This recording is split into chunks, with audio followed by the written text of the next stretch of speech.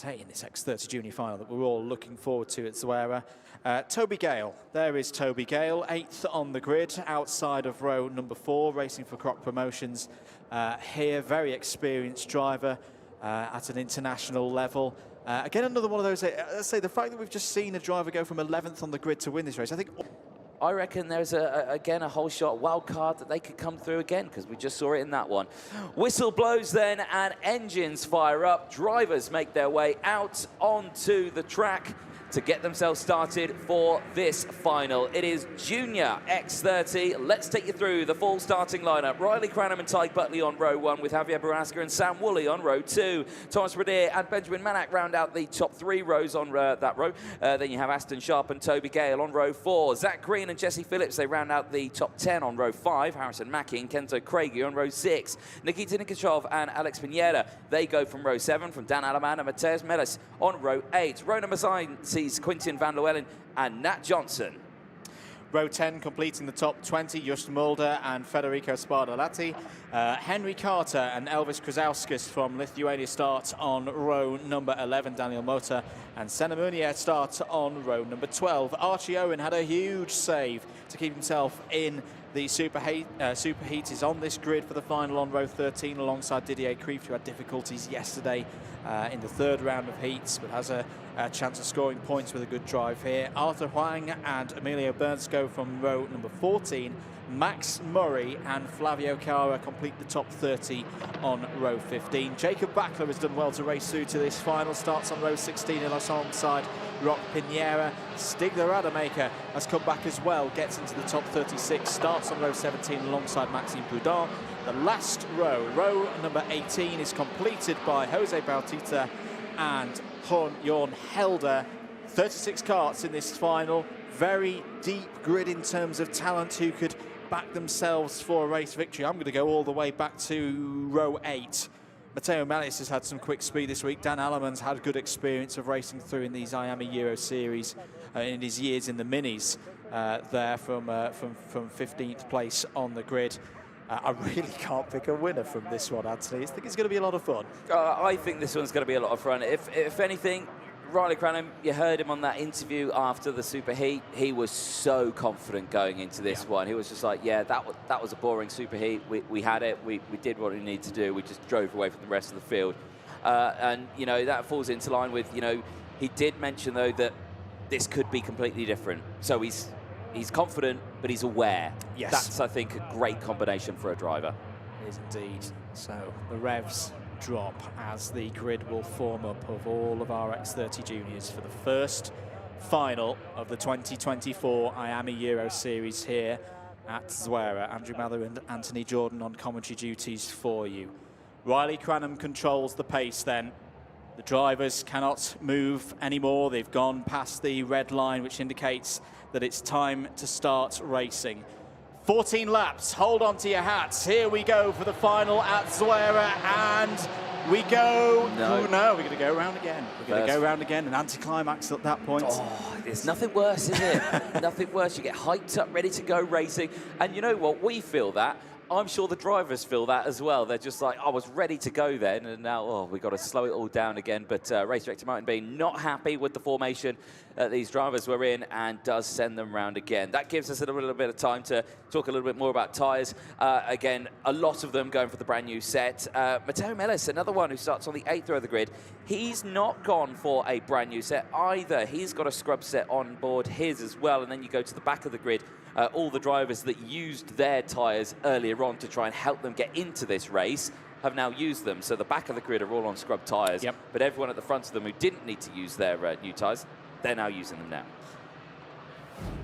Replay. Let's have another look at this is the start. So right, I think it just gets a bit spread out at the front for race directors' liking. I think mentally this is one of the hardest bits at this international level for our drivers, because as I say, they'll have got themselves all pumped up and ready to go. Yeah, you can see a bit of a difference there, differential between between the pole side of the grid and the anti-pole side of the grid. So I can understand why Martin Bean has sent them round for another go on that one. And well, we'll go for that second attempt now. Full replay then. Cranham on the front row. Buckley, row 2. There's your rain radar. There are showers in the area. Looking out of our commentary box window, I can see rain to the south of the circuit.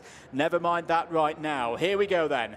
14 laps to decide the first winner of the 2024 IAME Euro Series in the X30 junior class. Are we good for racing? The lights are red, the lights are green. Away we go. Good start for Cranham into turn 1. He will lead. Good start for Buckley as well, as held on to P2. Down into the first braking zone we go then. Are they all going to be able to make it through? There's a challenge there for Buckley, and here, through comes Baraska. Baraska on the Birillard chassis there, weaving this way and that, trying to take the lead, but it is the number 24 of Ty Buckley for Mick Barrett Racing, leading off of turn 4. Oh, but there's a bit of an incident further back. One of the victory lane karting entries involved, it's Mulder, I think, the number 27. Yes, just Mulder. Problems as well for the number 88. Out there, so a bit of a scrappy start. That's Arthur Huang out of the race. Yeah, big shame there, and a tetchy moment to get it done as well. Exit of turn 4, very fast through that section. And of course, some drivers could be completely unsighted when they span in the middle of the track then. Action back at the front though, still kicking off. Like you said, Ty Buckley for Mick Barrett Racing leading the way. Arthur Huang out of the race. DNF on lap number 1 in the final. Big shame. Yeah, but luckily there's 3 more rounds to go in this championship. Over the line they go. Let's take you through the order as they cross the line. It's Buckley from Baraska, but Adair from Woolley.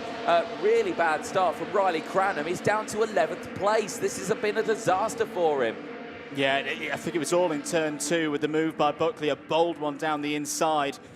Got Cranham off the racing line, and everybody swamped through, just showing the depth of talent in this field. Lap 2 then, Ty Buckley leads, Baraska second, Pradier in third, Woolley fourth, who's made good progress at the start. Benjamin Maniac has gone down to Kenzo Craigie on the move, has had some great speed so far this weekend as Kenzo Craigie, racing for George Gibbons Motorsport here this weekend, has gained 5 places from the start. Cranham's still going backwards. It's down 14 places now to 15th. Wonder has he got a problem out there, because the pace that we've seen from Riley Cranham is normally so assured at the wheel. It is not working at all for the Briton right now. Here they come round the final couple of corners to complete lap number 2.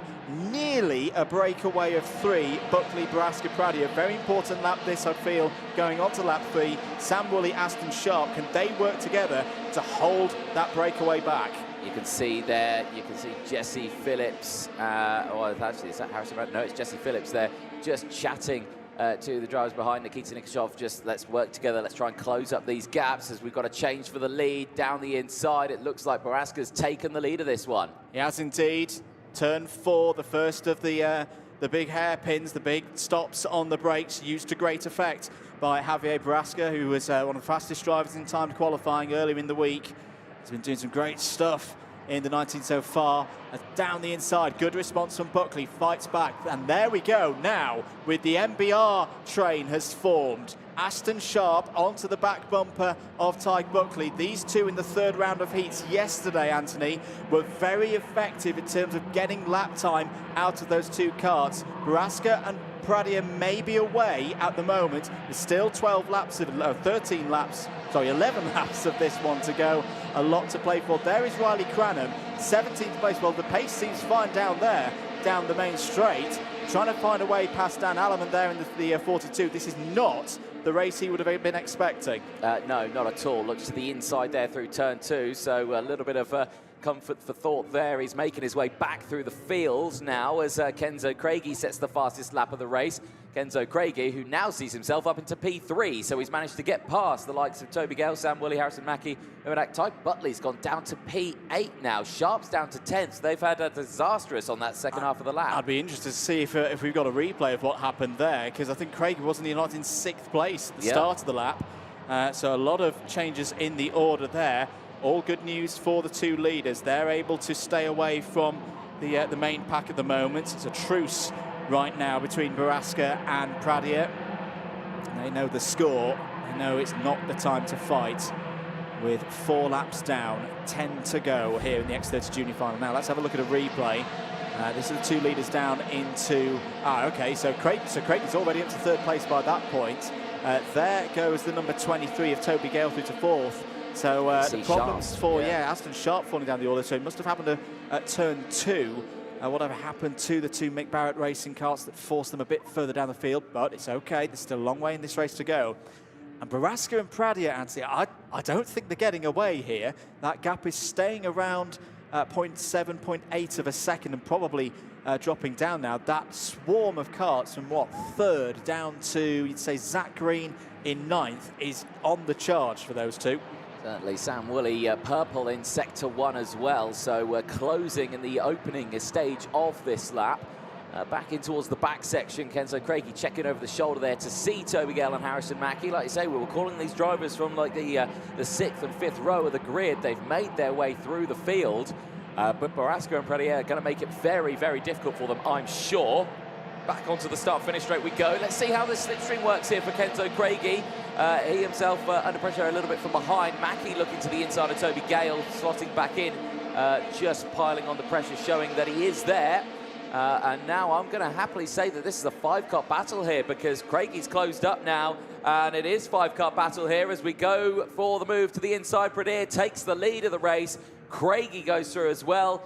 So it's Pradier from Craigie, then it's Baraska, but not for much longer as Javier Baraska goes back to the inside, so close between him and Kenzo Craigie. Now Craigie under pressure from Harrison Mackie, but he closes that door as they go into the hairpin here at turn 7, but it reopens and Mackie goes through up into P3. Smart move by Baraska, that to put straight back into second place, because I think the driver they all need to worry about is Harrison Mackie.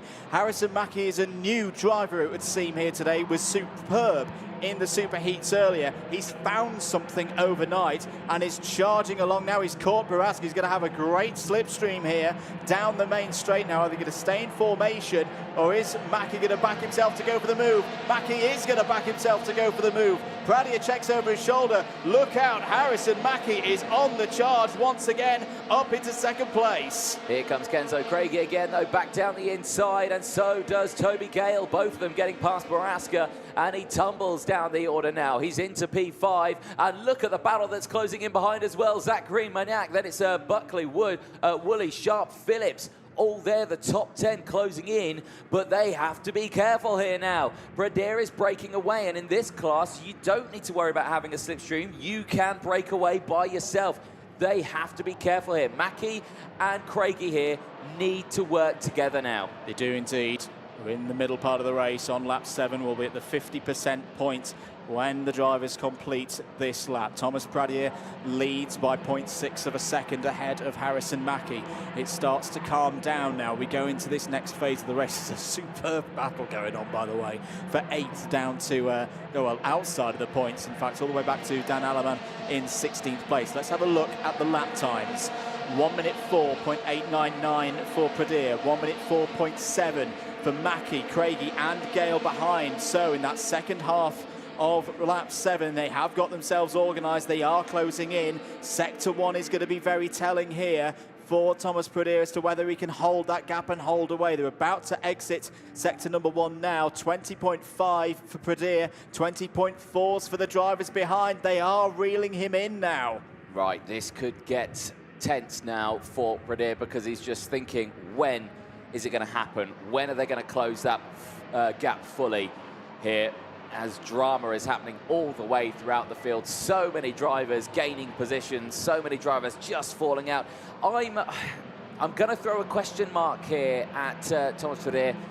That nose cone, just what's the same, yeah. That's got a big dent in it at the moment, and it's starting to wobble just that little bit. I don't think it's dropped, but it's certainly given me cause for concern. Yeah, it's not going to be running at full performance. The front bumpers of these carts, one of the most technical pieces of kit on them in terms of performance gain over the years. The chasing trio have caught the leader now. It's a quartet at the front of the order. Pradier is already feeling the need to go defensive on lap 9. It's going to be a long, long defence for the Frenchman if he's going to win this race. Mackie sticks to the inside. Craigie as well. Toby Gale hasn't made his move yet either. I think there's been a retirement out there for Max Murray.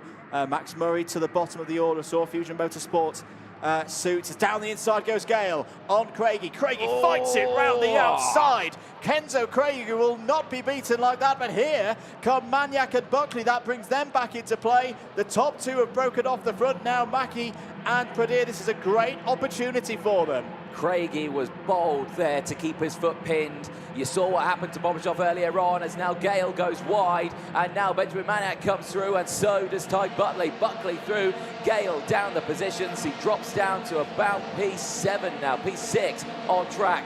Change for the lead. Harrison Mackie leading this final. Pradier not able to defend it and Mackie instantly saying to him, right, let's go. Carbon copy of what we see in the minis. The driver who starts this one from the 6th row of the grid in P11 now finds himself in the lead of the race. But there's a lot longer to go in this one. Harrison Mackie trying to put the ghost of the IAME Winter Cup behind him. Has had a very good day so far. This is when the hard work really begins. He's got himself up into the lead. Can he stay there? Maniac and Buckley working together, 3rd and 4th, exiting the 2nd hairpin now. Their gap is closing up. What is the gap relative to the 2 carts ahead? 23 zeros in the 2nd sector for the top 2, 23 ones for the 2nd duo. Lap 10 is about to be completed, 4 laps to go. Alex Pinheiro is not completely out of this as well. He's only 2.7 seconds back, has gained 7 places so far on the Gillard chassis. Here we go then, Mackie and Pradier, Maniac and Buckley, 2 versus 2. Toby Gale not out of it as well. You'd think with 4 laps to go, it's going to be one of these 5. Time very quickly running out on lap 11 now between these two, but nothing happening between the two of them. Mackie and Pradier, I think, have said at this point, right, okay, let's break away, let's focus now because we really don't want those 3 behind to close up. And you can see the body language from Benjamin Maniac when they went onto the start-finish line. He was pushing his head forward. He was saying, right, come on, let's close this gap. We can't let them break away. And Maniac has gone purple through sector number 1. That's a brilliant first sector. Here's a look at a replay of Gale down the inside of Craigie. Craigie's going to fight it round the outside here. How committed is this? Right on the curb, squirming all the way, holds it to the inside, but in the end would lose that position to Toby Gale there. And Maniac and Buckley on the replay, they would come through as well. Meanwhile, on the live feed, it's still in a bit of a truce position. This has been a very good lap for Toby Gale. He's caught up to the back of Maniac and Buckley now. End of lap number 11. What is the gap? It's 0.7. It's still holding in there for Pradier and Mackie. They're 1 lap close to the finish. That was the overtake for the lead. Mackie coming through, and right now it has stayed like that since that very moment. Back with the live pictures here. Oh, that gap is, well, from that visual point, it looks like it's coming down a little bit more. Pradier just fiddling with the radiator there, so trying to adjust maybe the engine temps there. Engine getting too hot or maybe even too cold, so really working on that one. Gap now down to 0.6 of a second. Maniac is closing in here. We could still have a 5-car battle for the race lead here. Mackie not out of the woods yet. Bit of dust being kicked up in the background there, so still action happening thick and fast, but eyes will be fully fixated on this one here. With Mackie in this position, he would be 2nd in the championship by 1 point to Thomas Pradier. So Pradier's in the bit of a predicament here because if he can get past Mackie, he's all good. He would lead the championship fully and he'd be absolutely fine. But if he has, the problem is of everyone catching up, but he doesn't have to worry about that because he's going to take the race lead. Thomas Pradier down the inside through turn 1, retakes it, and now everyone's closed in. Maniac's right there as well. He's right on that rear bumper of Mackie. Buckley and Gale are right there as well. Buckley to the outside. He's going for the switchback here on Benjamin Maniac. Can't quite get it as they go down in towards turn 5 once again. The gap's opened up to the inside here. Oh, that's going to be shaky, but Maniac goes through. Buckley's on the inside line. Mackie can hold it here, and he'll have the inside line through 6. Now we'll have to worry about defending. Gale to the outside in towards the hairpin, in towards turn 7. Everyone slots back into position again, and now it's all chopped and changed again. It's Pradier now from Buckley who are in that top spot. It's corner by corner for Thomas Pradier at the moment. It's Maniac up to 2nd place. That bit of disorganisation has allowed the victory lane karting driver to get away at the front of the field. Having a quick look at a replay at the adjustment from Pradier. Pradier returned the favour to Mackie into turn 1. Last lap board is out then. Thomas Pradier is 1.7 kilometres away from victory in Zuera. Down the inside for third place. Great move by Buckley on Mackie. I think they're resigned to fighting for the last spot on the podium. Can Benjamin Magnac get another home victory? He looks the inside, and there's the near contact there. Through goes Benjamin Magnac. What a move through turn 4. Is the Spaniard going to take victory again in X30 Junior? Through turn 5, into 6, into 7. There's going to be a good opportunity for Pradilla into the second hairpin. Can he throw it down the inside? Magnac defensive to the inside. Brilliant defensive positioning there from Benjamin Magnac. That's one of the chances for Pradilla gone. He's looking this way and that. Can he get underneath into the next right-hander? Are Buckley, Mackie and the others going to get involved in this as well? Oh, there's a little bit of a touch there between Mackie and Pradilla. They're side by side. They're wheel banging through turn 12. It's still not done. One more corner to go. Pradilla down the inside. Has he carried too much speed? He's got the control. Thomas Pradilla's going to take it on the line, but here comes Magnac. Magnac on the line, and he takes it. Benjamin Magnac wins it with a classic at Zuera by 0.015. It's a home victory for the Spaniard, and he takes the lead in the championship. What a finish. That is, I love it. I absolutely love it. Benjamin Magnac takes the win on the line. It looked like it was going to Thomas Pradilla's way there. You could see the commitment on Thomas Pradilla's kart control through turn 14. It felt like he had it under control all the way to the line, but Magnac with the slipstream, the toe, the power, pulled alongside and just takes the race victory. 0.015 of a second separates the top two in that one, and Spain's Benjamin Magnac takes the race win here at Zuera after 14 laps of racing. A superb drive from the young driver. A look then at the intermediate, or at the classifications at the end of that one, the provisional classifications at the end of that one. Benjamin Magnac, who takes the win, now takes the lead of the championship. 30 points to his name from Thomas Pradilla, who finishes in second. He'll have 26 championship points. It was Harrison Mackie who finished in third place. A brilliant effort from himself, really taking control of that one. It looked like we were going to get another carbon copy of what we saw in the mini X30 final, someone from the 6th row taking the win, but it wasn't meant to be. Ty Buckley from the front row